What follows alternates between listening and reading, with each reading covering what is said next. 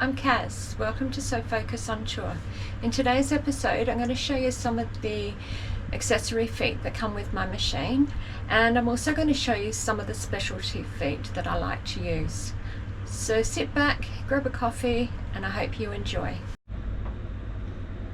These are the feet that I'll be showing you today. We have the J foot, the stitch guide foot, the N foot for decorative stitching, the overcasting foot, the edge stitching foot, the buttonhole foot, the button foot, blind hemming foot, rolled hem foot, a side cutter foot, and my favourite, the ruffler foot.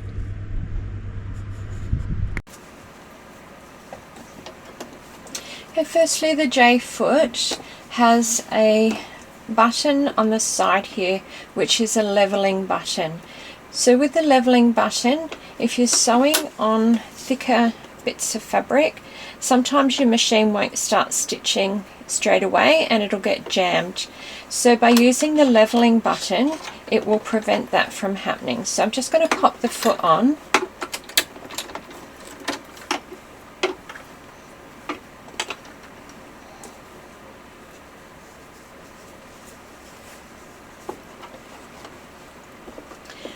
So if I pop the foot on without using leveling button and I put the foot down, the foot is on a slope. So at the back here it's pressed down hard, and at the front here it's poking upwards. So if I go to sew, it's going to jam up. So what I need to do is lift that foot up again and push in the leveling button and then pop the foot down. Now the button is staying in, and underneath the back of the foot is a gap, and it's now level with the thickness of the fabric that I'm going to stitch on. So when I get level on the fabric, the little button pops out, and then I can sew as normal.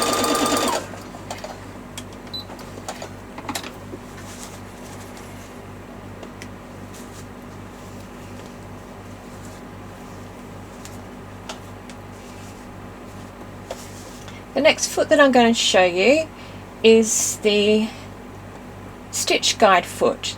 So the stitch guide foot actually has little increments all the way along the bar that you can line up the edge of your fabric as you're stitching. So I'm just going to take the J foot off, and we'll pop that one aside, and I'll clip on the stitch guide foot.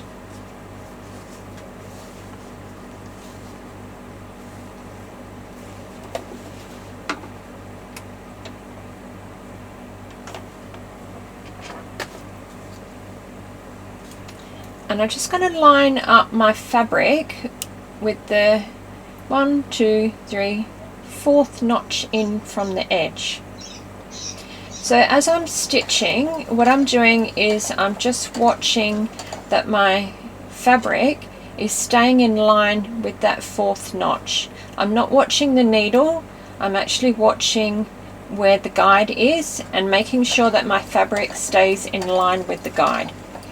So if I keep my fabric in line with that guide, my needle doesn't move, so it's going to stitch the same distance all the way down.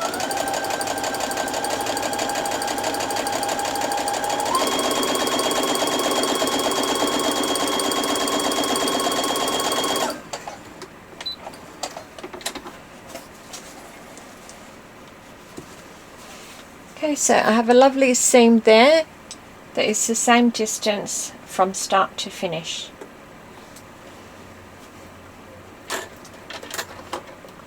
Right, so let's take the stitch guide foot off, and I'm now going to show you the overcasting foot.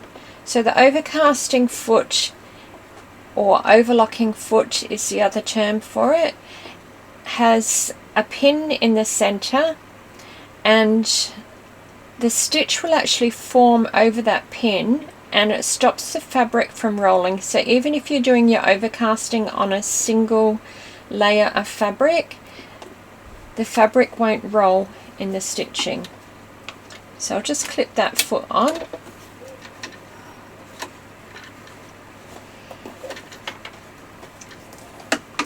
And I'm going to position my fabric so that I've got the edge of the fabric along the inside edge of the foot.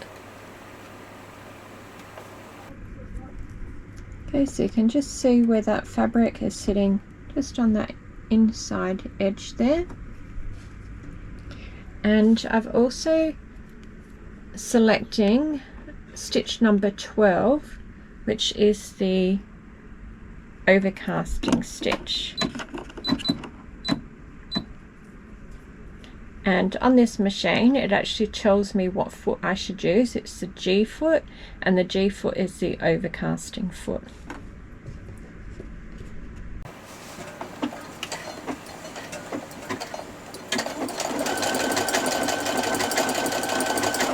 So as you're stitching, just make sure you keep the edge of your fabric along the inside edge of the foot, and it'll keep your overcasting right on the edge.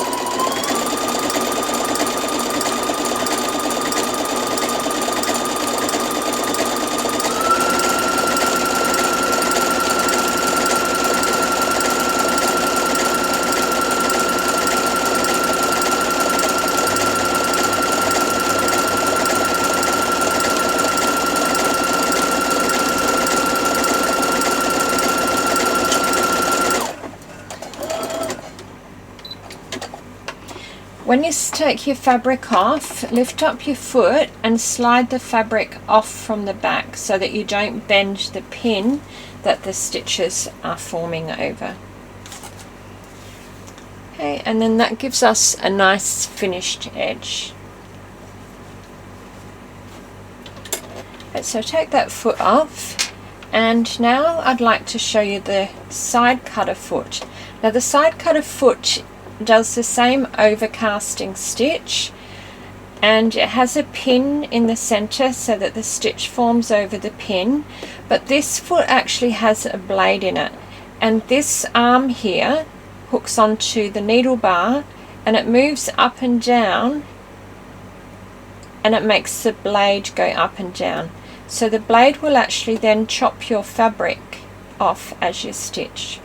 So put it on from the back and slide it on so that you can clip it on, and the needle bar, sorry, the arm, little U-shaped arm is sitting on the needle bar just at the top here.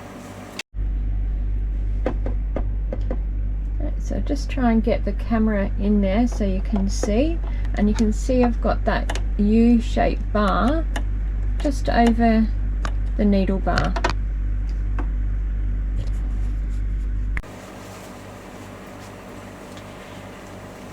Now I also need to, when I'm using this foot, I need to trim about 1.5 centimeters into the fabric where I want to cut. So this is my fabric that I want to have the overcasting on this side, and then this section is the section that I'm going to cut off.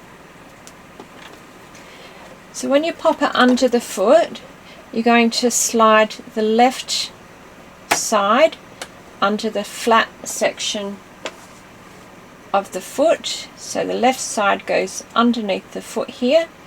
Where you've cut is going to sit in front of the blade, and the section on the right is going to go to the right of the blade, and that's the part that you're going to be cutting off.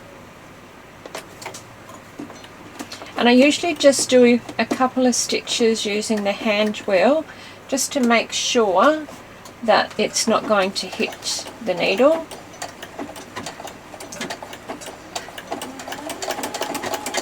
And that's just a habit that I've got into. It's There's no reason why it would hit it, but I just do that as a safety precaution.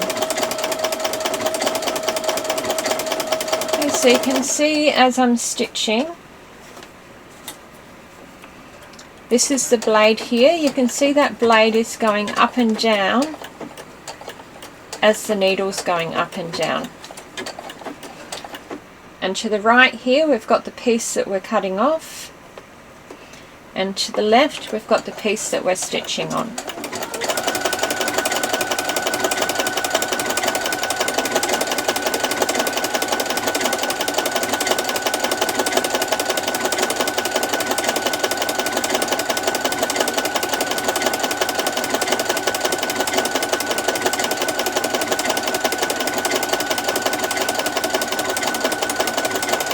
A lot of people say to me, is it better to get an overlocker first or a sewing machine first?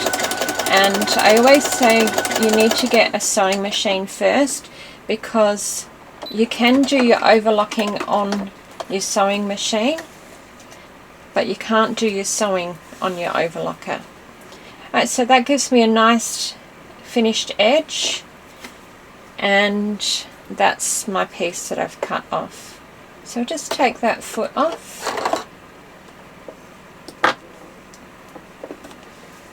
And the next foot that I'm going to show you is the end foot.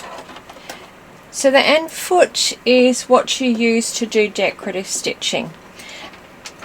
And although you could do it with your J foot, the difference between the J foot and the end foot is that the end foot is wider across here, and it's also got a clearer area for you to see. If you turn the feet over, your J foot, which is your utility foot, is completely smooth, so it stays flat against your stitching, but the end foot actually has a groove in the back, and this allows your stitches to flow through without distorting the decorative stitches. So just clip that on.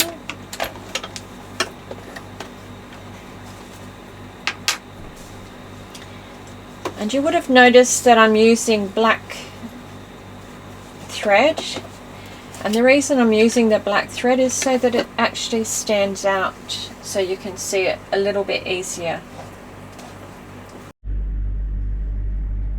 So I've got a few decorative stitches on this machine, and my favorite is stitch number 38.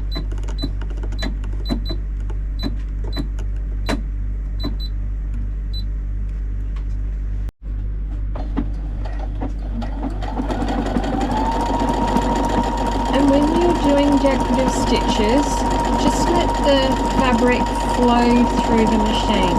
Don't try and push or pull it. If you pull the fabric, you're going to distort the stitches. And if you go too slow, if you pull on your fabric the wrong way, you'll then make the stitches bunch up. So what you want to happen is to have a nice flow. Camera around at the back here so you can see the stitches as they're coming out. So all I'm really doing here is just keeping an eye along the edge here to make sure that I'm keeping my fabric straight. I'm not pulling or pushing the fabric, I'm just letting it flow through on its own. Because I'm using the end foot, it's allowing the fabric to move through freely.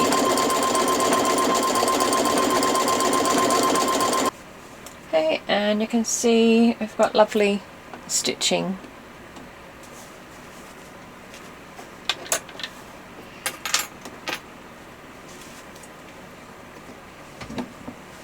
The next foot that I'm going to show you is the edge stitching foot. So the edge stitching foot actually has a guide in the center of the foot, and this guide you can put either side of your fabric, and then you can stitch an even amount away from that guide. So I've pre-prepared a strap here. I'm going to top stitch along this edge that is open. So I position my fabric so it's against the guide here, and then I can move my needle to the position that I want. So I'm just going to change that onto a straight stitch.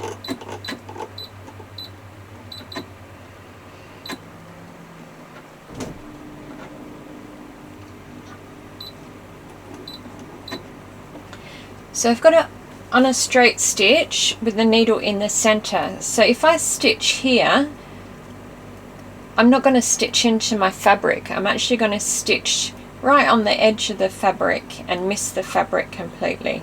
So what I need to do is actually move my needle across. So to move my needle across, what I'm going to do is adjust the width of the stitch. So I want to move the needle over to the left side. So I'm just going to push that 3 times so that I've got a stitch width of 2 millimeters. And if we have a look at the machine here now, my needle has moved 2 millimeters over to the left, and I think I might just take that one more notch, so I've got that on 1.5. Okay, so it's going to stitch 1.5 millimeters in from the edge of the fabric. So as I'm stitching, I'm just looking and making sure that the fabric is staying against the guide. I don't need to worry about the needle because the needle is going to stay in one position. I just need to make sure that the fabric stays aligned with the black bar in the center.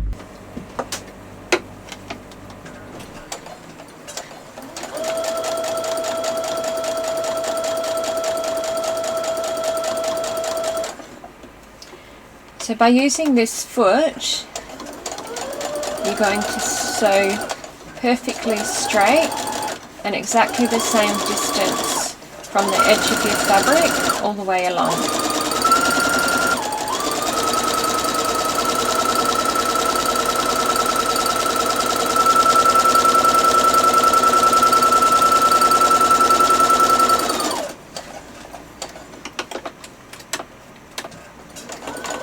So I'm just going to stitch over to the other edge.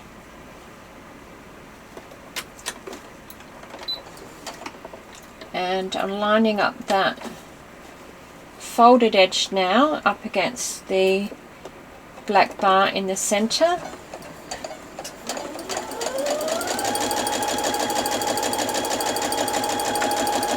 then just allowing that to flow through.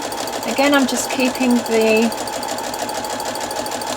folded edge up against the black guide in the center of the foot.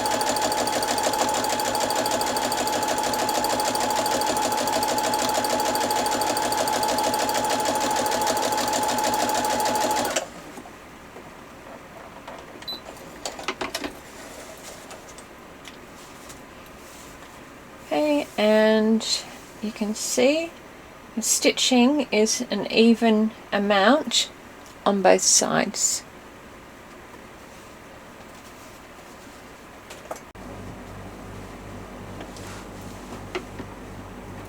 The edge stitching foot is also good if you're wanting to sew a pocket or if you're wanting to do any top stitching. Position your pocket along the edge of the guide and then start stitching.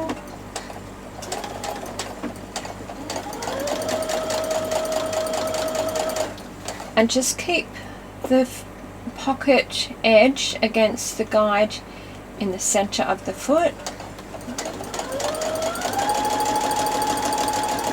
Again, you're not watching your needle, you're actually watching the fabric up against the guide. And so we're going to lift that up and turn it around. And when we turn it, I need to make sure that that fabric is up against the guide again.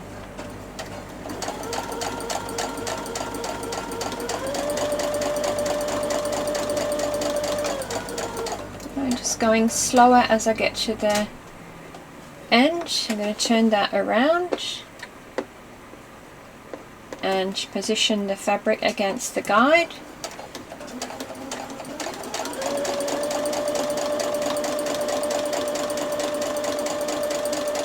Coming to the end again, so just stitching slowly. Turn that around.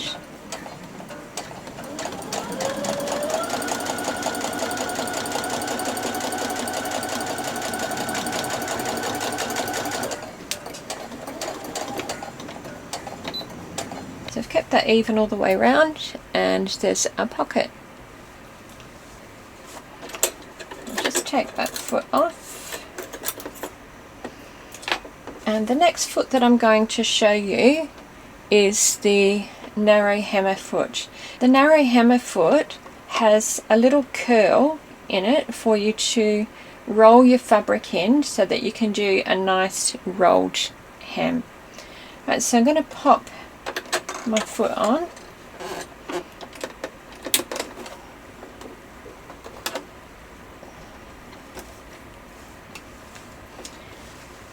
And I'm going to curl the fabric as I slide it into the foot. So as I slide it on, I want it to curl into that little groove.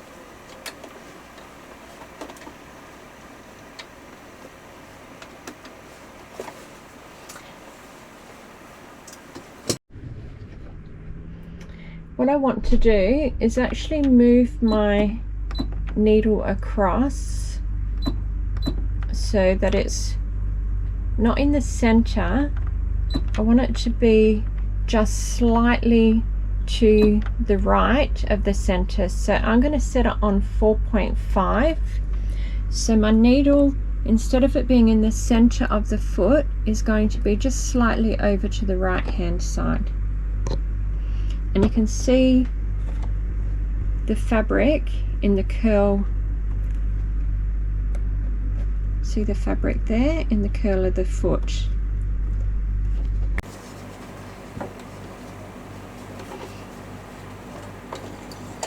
So as I'm stitching, I'm going to keep my fabric rolled over to the left hand side.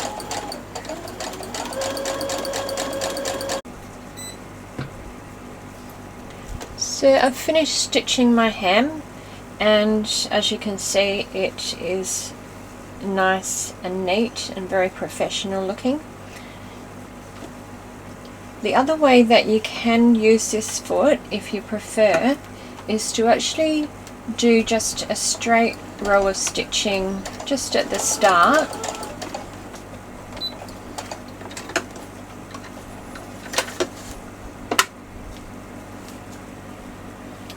So that you have a tail, and you can use that tail to then pull your fabric into position.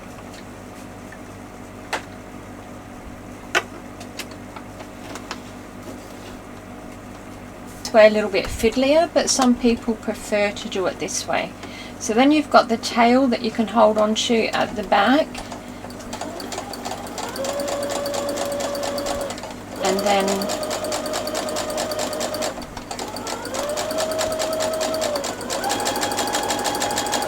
then your fabric will roll into the curl of the foot.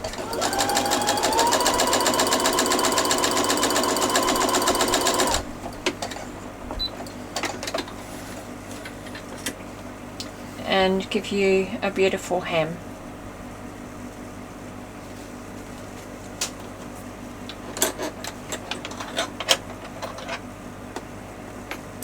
The next foot that I'm going to show you is the blind hemming foot.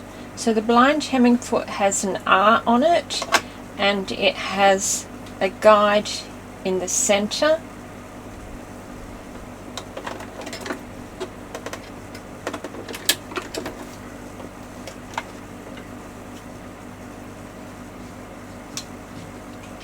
Now when you're doing a blind hem, this is the part most people get confused about, is the way to fold it. So I've pressed my hem up, so I've got about a 3 centimeter hem there. So I've pressed it up so that it's nice and flat, and where I want to stitch is actually on the edge of that hem. So what I'm doing is, I've got my flat fabric, I'm going to fold it over so that I have my raw edge poking out, and then I have my folded edge here. So the aim is that we're going to stitch along this edge, and every few stitches we're going to get a little V come across and catch into the fold of the fabric. So the fold of the fabric needs to be against the guide in the center of the foot. And where the needle goes down, it needs to go down into the fold.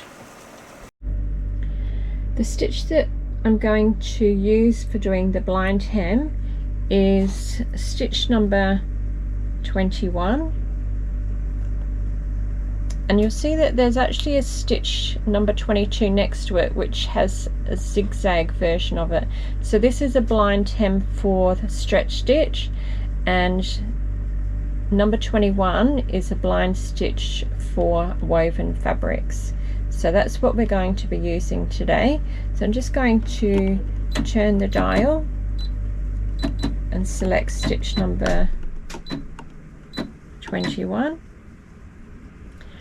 And it's telling me here I need to use foot R, and over here we have an option to change the needle position by using our plus and minus buttons. So if I use the minus button, and I'm going to move that over to -2, so when you do a blind hemming stitch, this is the only time that you'll get a minus stitch width.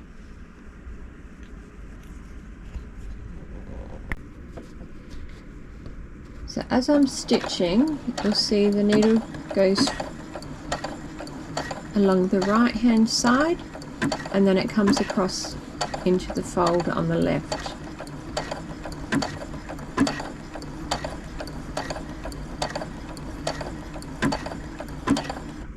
So we're going to continue to do that all the way to the end.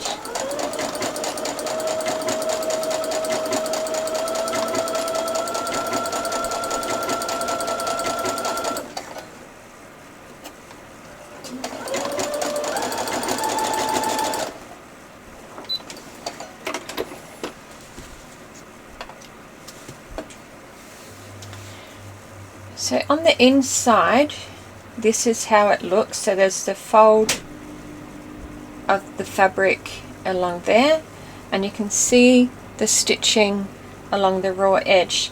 Now you would normally do an overcasting stitch on that raw edge, but because I wanted you to be able to see the stitching, I haven't done an overcasting stitch along that edge. So from the other side, so this is the side where the hem's turned up, it will look much the same. And if we turn that over, you'll notice that there's little tiny stitches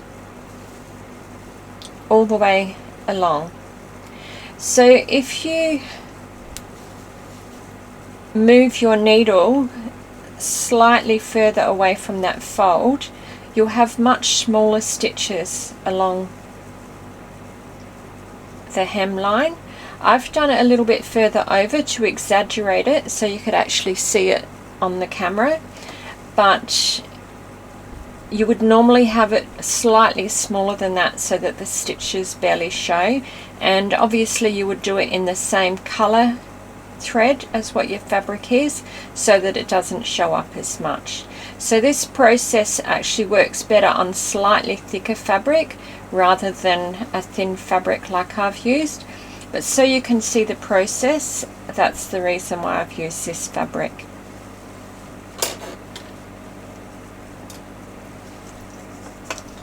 Next I'm going to show you how to do a buttonhole.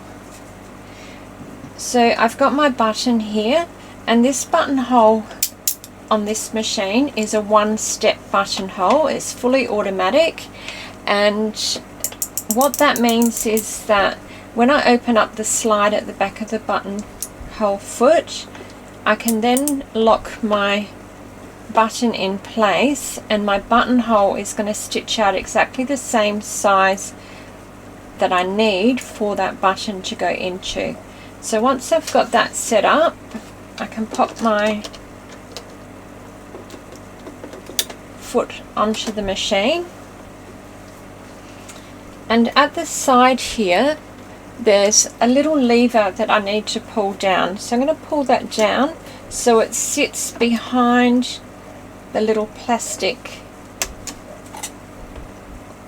sits just behind that little plastic lug there. If you put it in front, the buttonhole foot can't move anywhere, so it has to go behind there so that the buttonhole foot can move.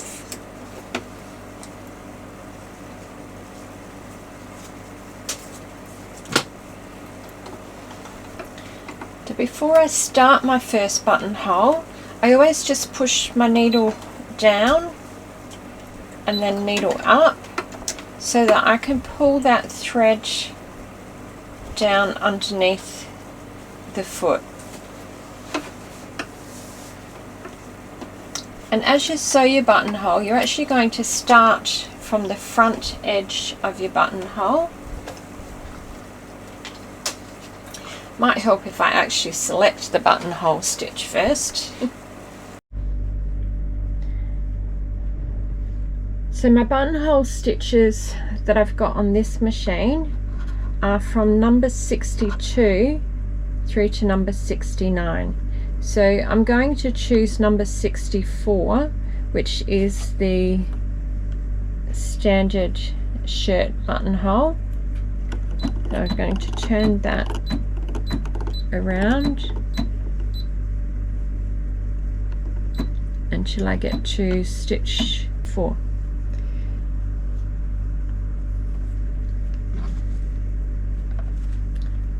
The machine's telling me that I need the A foot, and the A foot is the one that I've got on the machine now. I've got my lever pulled down.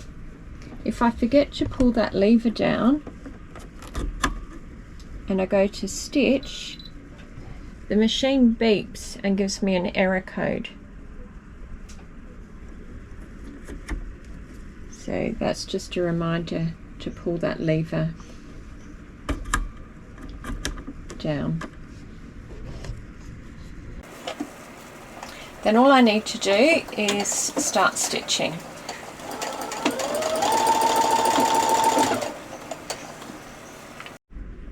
So the way your one-step buttonhole stitch works is it will do a reinforcement stitch first, and that reinforcement stitch actually prevents the buttonhole from stretching when it's being used. It then does the buttonhole stitch over top and then does another reinforcement stitch down the other side, does the end bar tack, and now it's doing the buttonhole stitch heading towards the back of the buttonhole, and then the bar tack at the end. When it's finished, it will automatically stop, even if you have your foot on the pedal.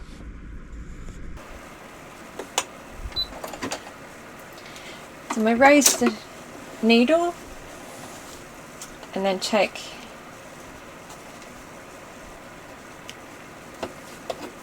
fabric out.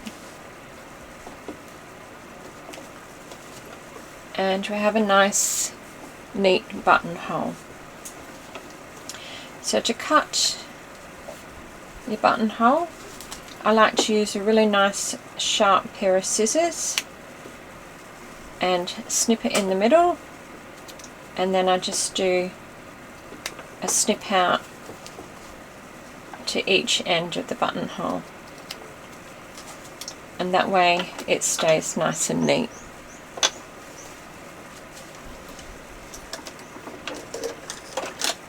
Right, next I'm going to show you the button foot.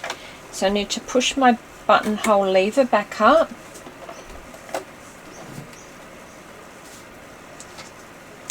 and I'll take my button out from my buttonhole foot, and with the button foot it's got two layers. So you've got a stabilizing layer, and then you've got the top section which holds your button in place. So we're just going to slide the button in between the two layers. So we've got the metal layer at the bottom, we've got our button in the middle, and I'm also lining it up with the two red dots on the top of the button.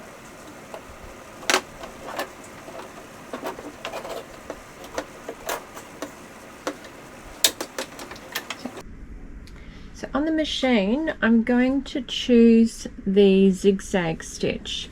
So the zigzag stitch on this machine is stitch number 7.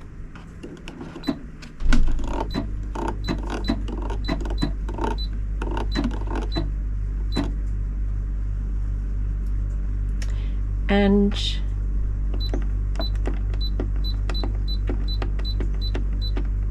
I'm going to change down to a stitch length of 0 because I don't want the machine to actually stitch forward or backwards. I just want it to stitch in one spot.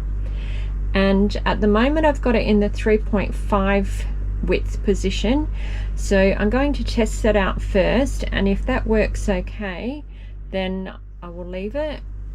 If it hits the button, then I'm going to change it to a different width. But 3.5 is pretty much the standard width for the center of a buttonhole. Now on the back of the machine there is a little switch which has two little teeth-like things at the back. So these refer to the feed jogs on the machine. So when you're sewing normally, your feed jogs will be up, but when we're doing the button, we need to have the feed jogs down. So I'm going to slide that across to the down position. A little bit hard to push sometimes because it doesn't get used that often. And if we have a look now at the machine, these are the feed jogs that I'm referring to. So you can notice now that they're actually in the down position and the fabric won't feed anywhere.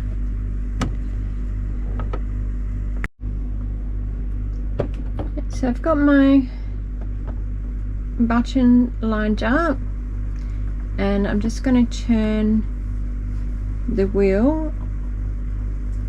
So I'm talking about the flywheel on the side of the machine.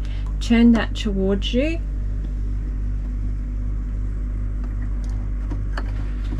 and just make sure that the needle isn't going to hit the button.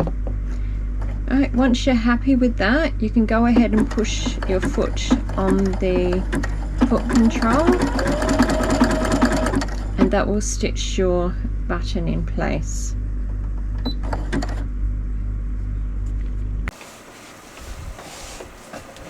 When you remove your fabric and your button from the foot, you need to slide it forward so it slides off the legs. Your threads need to get pulled through to the back, or you can poke them through using a sewing needle.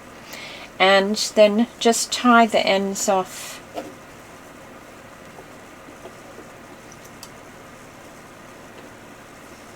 At the back,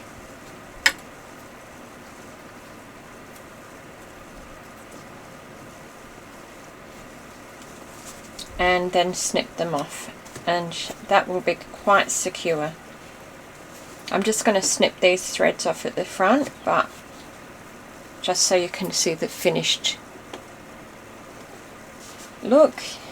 And then our buttonhole will fit on there perfectly.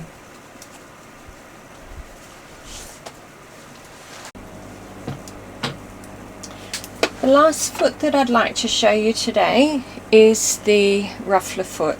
So the ruffler foot is amazing. You can do so much with it, but we do need to set it up to suit the machine that you're using. So this is the first time I've put this foot on this machine, so I'm going to make the adjustments for it. There's a couple of adjustments that I need to make on this foot to make it work with this machine.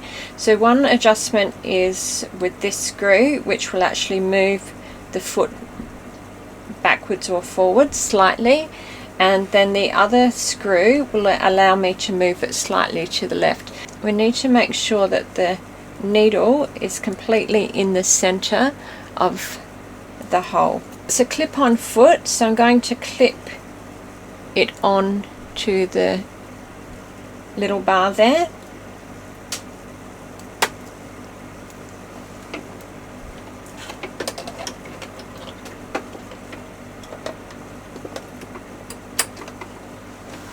Right, so I've just loosened off that screw and wriggled the foot ever so slightly, and then I'm just making sure it is done up really tight because I don't want it to move as I'm stitching. And the same with the other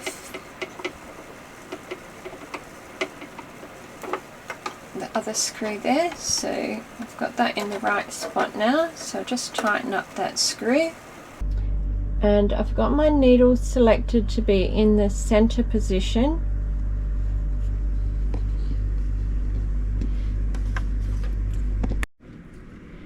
And I need to check to make sure that that needle is going down the center of the opening without touching the sides of the foot.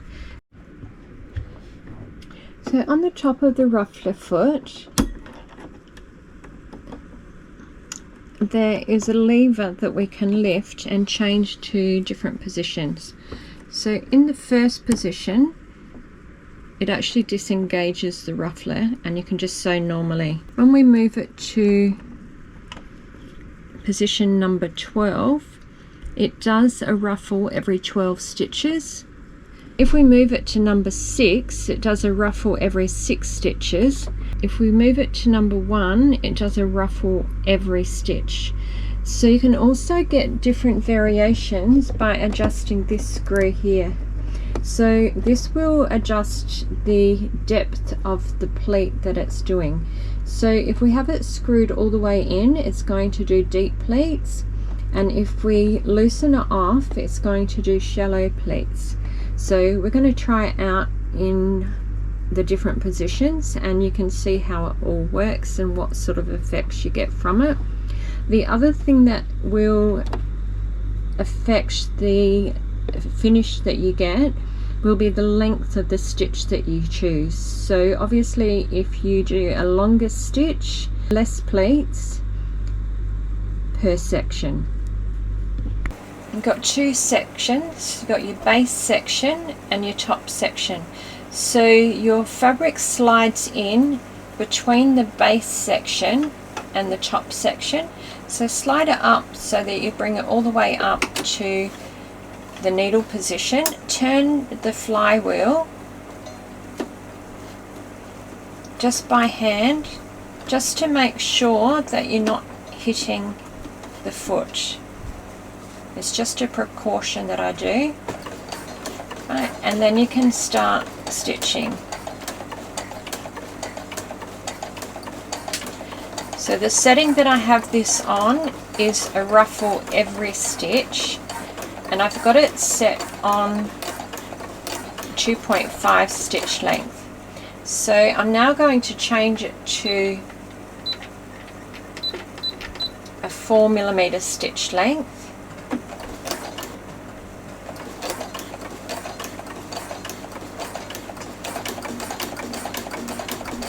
And you don't want to go too fast when you're stitching with a ruffler foot. About medium speed is the fastest that you should go.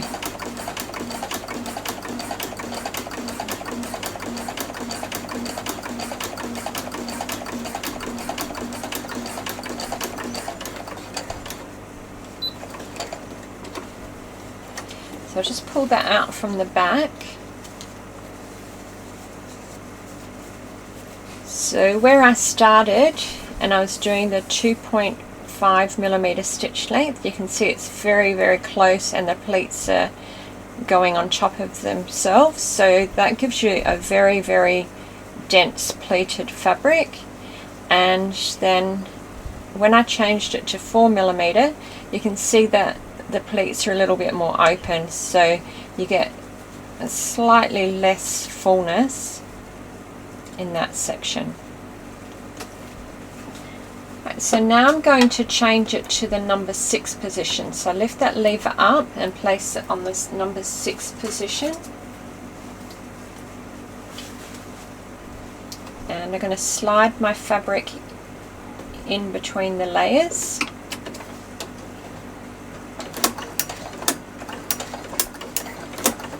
Right, so it's doing 6 stitches, and then it does a pleat. 6 stitches and a pleat.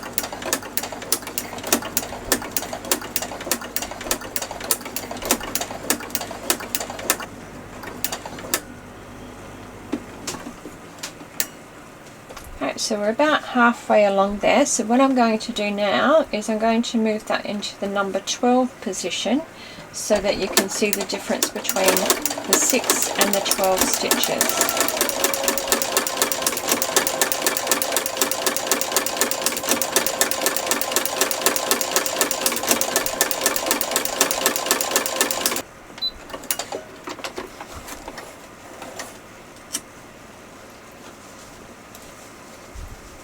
Okay, so here we've got the ruffles every 6 stitches, and as I slide along we've got the ruffle every 12 stitches. So okay, next I'm going to show you how you can do the ruffle through the center. So I'm going to change it back to the number 1 position, and this time I'm going to adjust this screw, turning that to the left. And what that does is it changes the depth of the pleat. I slid the fabric in. There's actually a bar just to the right here where you can sit the edge of your fabric into that bar. So I've got a piece of fabric that is 3 inches wide. So when I stitch this, it's going to be at the 1.5 inch mark, and from the center of the needle to the edge of this bar is 1.5 inches.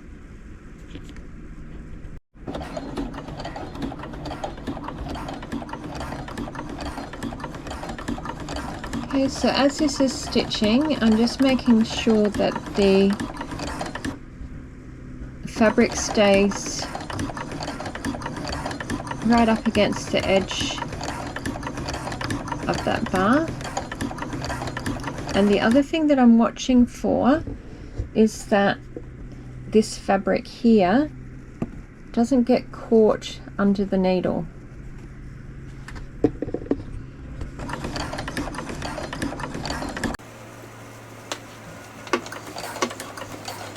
So just give that fabric just a gentle pull on the right hand side, just to make sure that that fabric doesn't get caught under the needle.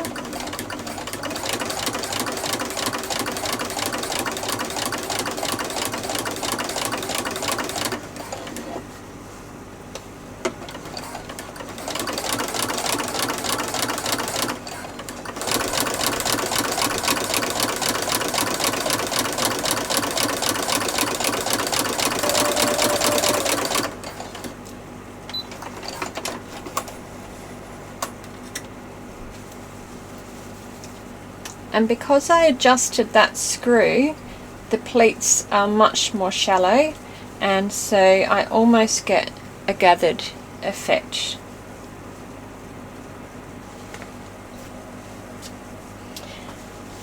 Now with this foot you can also gather one piece of fabric onto a flat piece of fabric.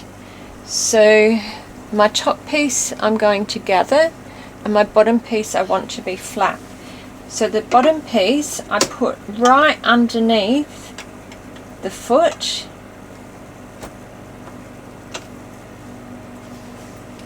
and the second piece that I want to be gathered goes in between the two layers, the same as what I've done previously.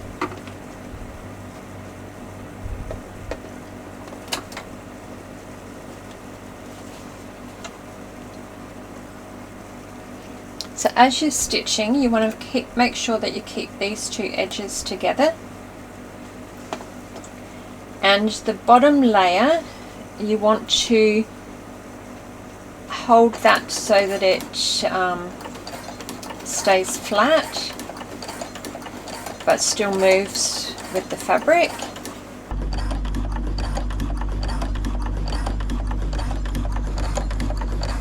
So I'm keeping the fabric at the bottom a little bit taut, but still allowing it to feed through, and the top fabric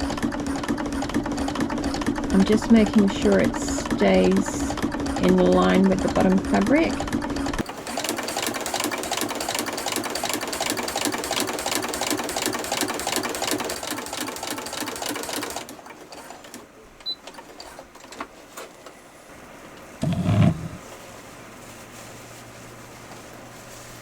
Okay, and there is my ruffle stitched onto my flat piece of fabric.